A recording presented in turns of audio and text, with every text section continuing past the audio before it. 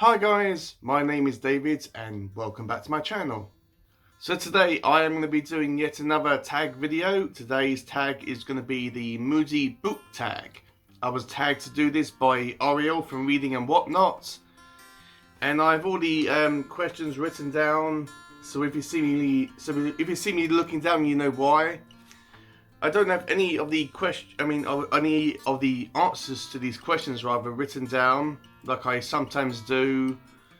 But I will make up a answer for these questions as I go along. So yeah, without further ado, let's get into the questions. So the first question, question 1 is, do you consider yourself a mood reader? No, I do not. I am a structured reader. I feel that we are a dying breed on BookTube, as the majority of people on this platform tend to be more of a mood reader. But I am not. I'm a structured reader, and that basically means that throughout the month I plan what books I am going to be reading ahead. I know, right, I'm going to be reading this one, and then after that I will be reading this one. Then after that I'll be moving on to this one. And even on my calendar, I have I actually list specific dates that I am going to be finishing books. I read a specific amount of pages every day. Sometimes, if I'm doing a buddy read, that can differ. If the person is busy in their life, or if or if they're a bit of a slow reader than me, then sometimes I can change that, but the majority of the books I plan out, I know exactly what books I'm going to be reading.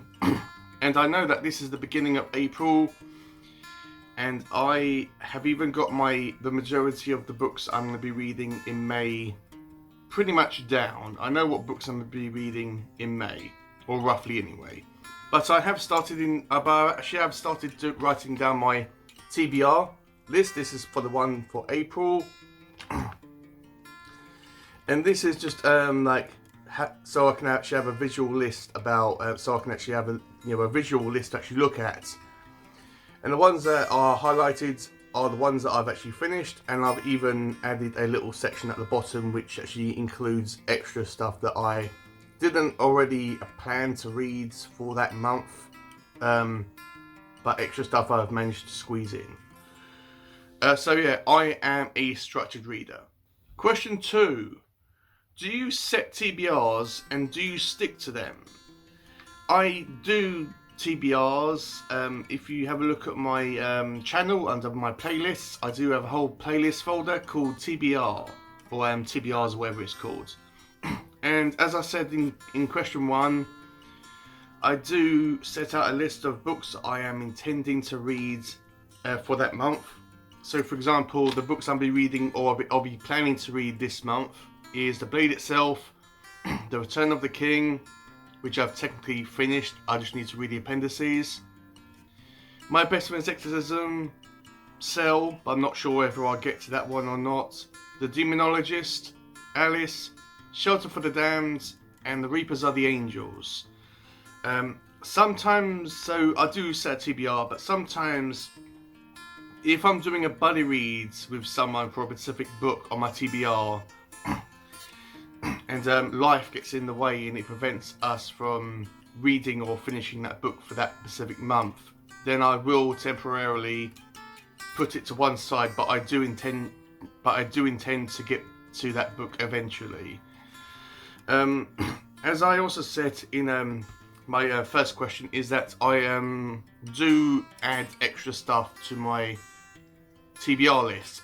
So I've added so as I showed you at the first question, I add a little section which just says extra stuff.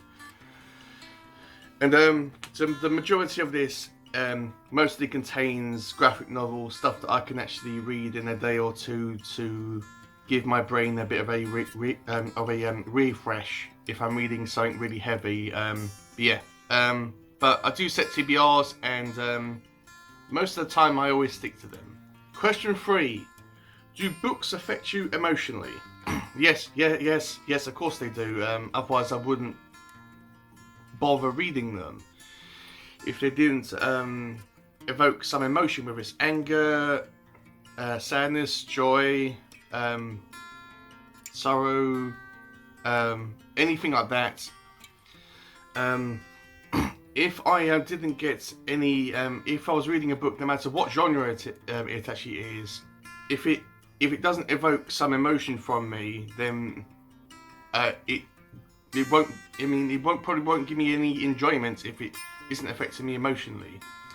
So yes, some books do affect me in different ways. Like I remember when I was reading White Rage, which is a non-fiction book about racism that made me feel so angry and disgusted.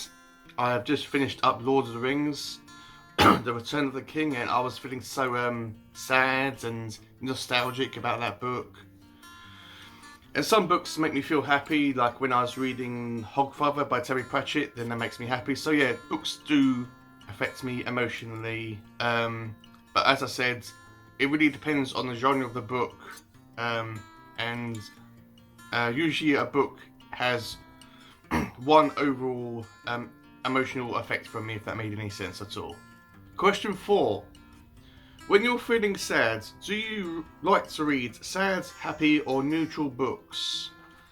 It doesn't really make a difference to me. I mean, we have been in lockdown over here in the UK for such a long time. We keep on going in and out of lockdowns, and that's enough to make everyone feel sad and depressed. But it doesn't really affect what I read or what the mood of the book is. Like, but if I am sad from a specific topic, I won't read a book that focuses on that topic. Like, I mean, if like for animal abuse, if I'm upset about something that I've seen on the news or something that I've watched on YouTube about a dog or a group of animals being reported on the news about being tortured and abused and neglected, and it's really upset me. And if I'm reading a book about it, if I get to a section of the book which focuses on that, I will just put it down and I will come back to it when that sadness has actually passed, or that sad moment's actually passed, if that made any sense. But overall, in general, if I'm feeling sad or depressed, then most likely I will always pick up a book and read it, no matter what genre it is. But yeah, so yeah, my mood doesn't really affect about what I actually read. Question 5. Most often, do you use reading to escape, learn, or critically reflect? I think that the majority of us on BookTube would say that we always read, no matter what genre it is, as a form of escapism. Even before lockdown happened and this virus happened, it was always it's always a form of media that we can actually just pick up a book and just jump into a world and read about all these different characters and try to escape from our lives. So that's I think that's why I read books is partially to escape.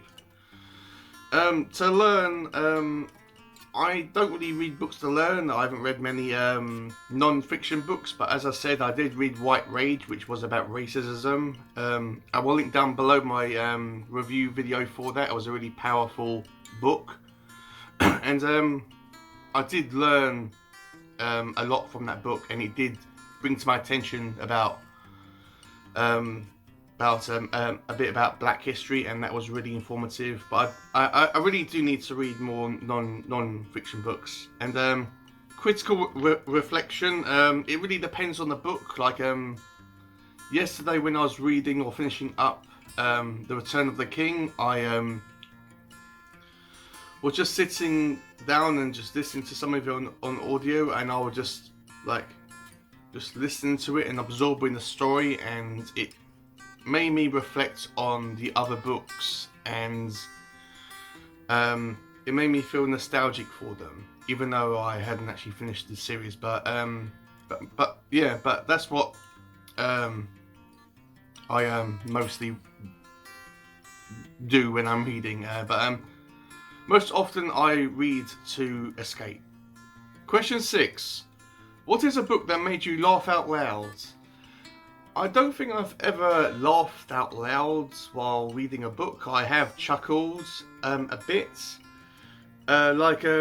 At the ending of The Ruins by Scott Smith. I won't say what happens, so no worries there. I will have a link down below to my review for that in case you want to read it, or not read it, watch it rather. But the ending, something unexpected happened at the end that made me chuckle, and I'm thinking, yeah, that's typical. That's happened at the end. But a intentionally funny book that made me laugh has got to be The Hitchhiker's Guide to the Galaxy by Douglas Adams. That book is so great. I've read it about 2-3 times, I believe. I will be reading it for Tau Day in May, I think it is. But yeah, it's such a really great, light-hearted book. I really love The Hitchhiker's Guide to the Galaxy, and especially Marvin, the depressed android. He is so good. I love him to bits. Question 7. What is a book that made you cry? If you don't cry, one that moved you. I have yet to come across a novel that actually made me cry.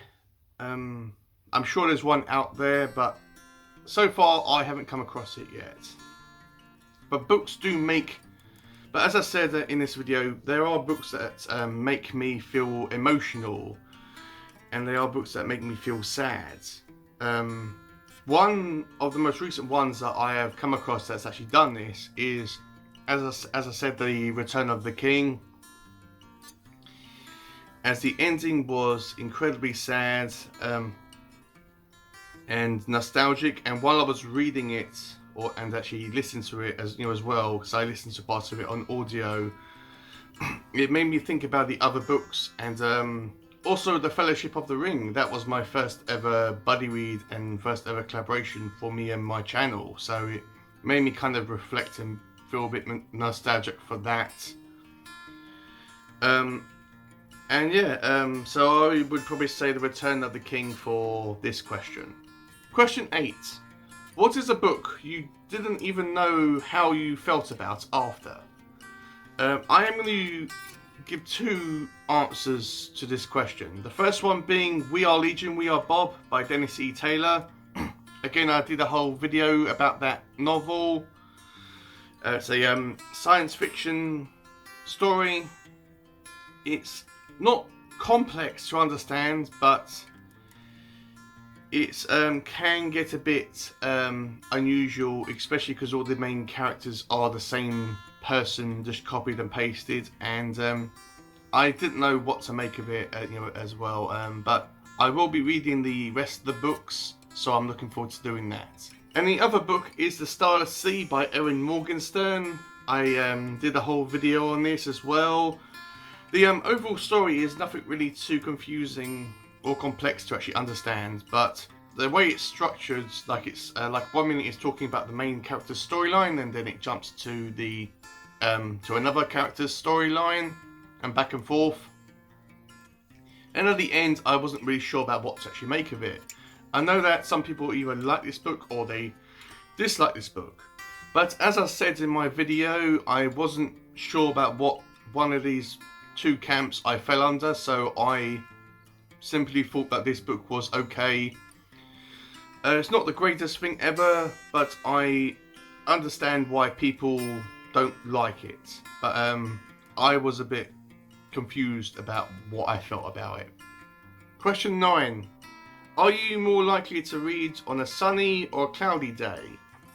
It doesn't really matter. If I'm reading inside, it doesn't matter what the weather is like outside. It could be sunny, it could be cloudy, it could be pissing down with rain, it could be thunderstorms, snow, whatever. But when I'm indoors, I will read no matter what the weather is like.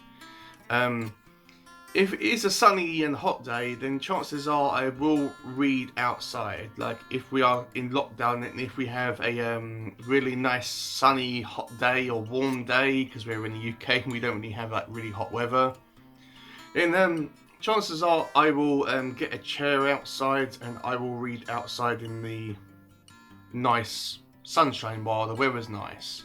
But after lockdown, I will go out and read in parks. Like if it's a nice day and I've got work that day and I've got a few hours to actually spare before I go into work, then there is a nice park near where I work that I go to and read. I haven't been there for such a long time because of lockdown.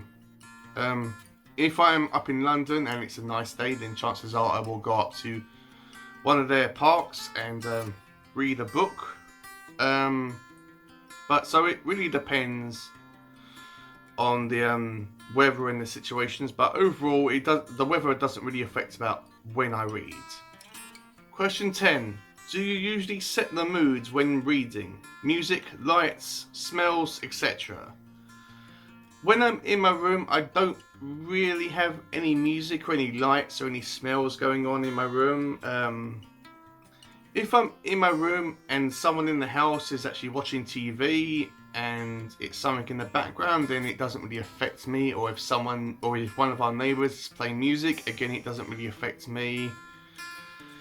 Same as if I'm out and about and if someone's playing music and I overhear it, then again, it doesn't really have the same effects. But I don't set the mood when I'm reading. It's usually just me and my book, and that's all I need to set the mood.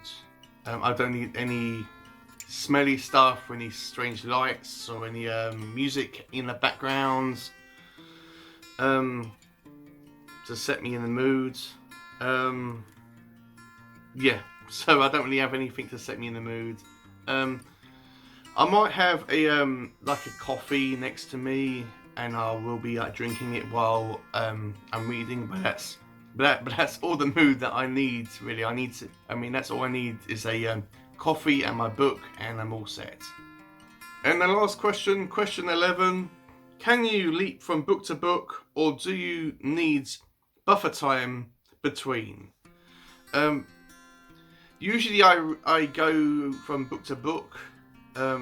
It doesn't really affect me. I can just when I finish the book, I can go straight onto the next one the very next day, or depending on what time I finish it, maybe on the same day.